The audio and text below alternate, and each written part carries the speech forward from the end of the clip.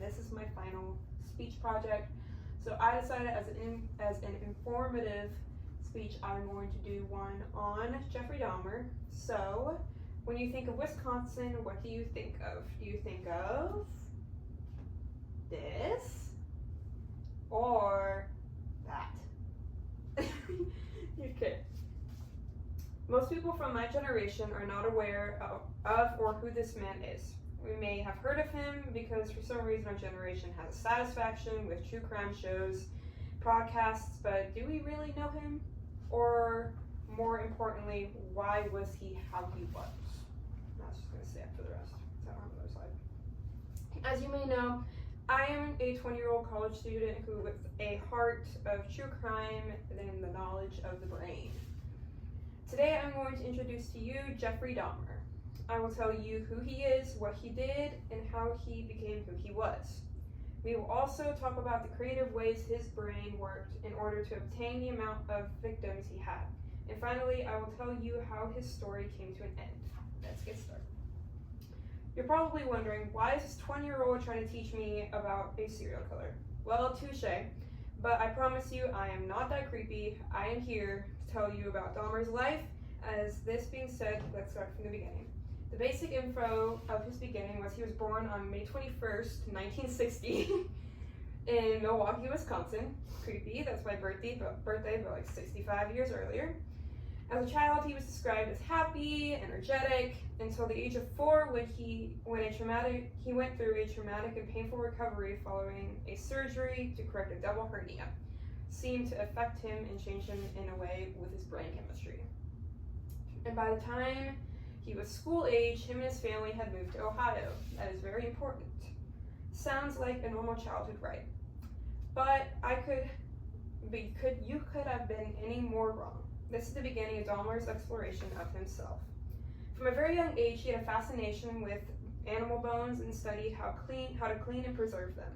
Let me tell you, if a kid from my neighborhood came up to me and said, "Hey, let's go, you want to go see my animal bones?" I'd run away faster than my nana could say supper on a Sunday evening. By his early teens, he was disengaged, tense, and largely friendless. And I wonder why. And by this time, his parents, like many parents, had separated, which was what triggered his compulsions toward necrophilia and murder to begin at the age of 14. So his parents' divorce caused his psychosis to appear and make his inner delusions more real. Not only did his parents separate, but by the time he was 18, his dad got remarried and moved out. At the age of 14, though, he started drinking and murdered his first victim at the age of 18. After dropping out of college and being discharged from the military, he returned to Ohio, where he was soon arrested and was sent to live with his grandmother after he got out of prison. His grandmother was on the older side, so he had a good amount of freedom when he was still living in the home. Between 1978 and 1991, he took the lives of 17 young men. He was smart to choose men and boys who were often intolerant or borderline criminal, making their disappearances unnoticeable. He was arrested on July 22nd, 1991.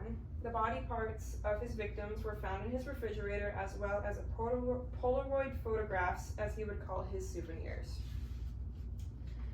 When he was subdued by the officers, after which he muttered the words, "For what I did, I should be dead." Well, no. Originally, he had pleaded not guilty, but later changed his plea to guilty by virtue of insanity. Dahmer, like many other people in prison, were later killed. He was killed on November 28, 1994 by his fellow inmate Christopher Scarver. He was hit over the head with a metal dumbbell from the gym, and basically his skull was crushed to death. We covered who Jeffrey Dahmer was and what he did and why. We reviewed the psychological effects of his childhood trauma and the results from it. We talked about how it caused his delusions to come to life, and I hope this information has piqued your interest in true crime, and I encourage you to learn more about it carefully. Thank you for your time. Thank you.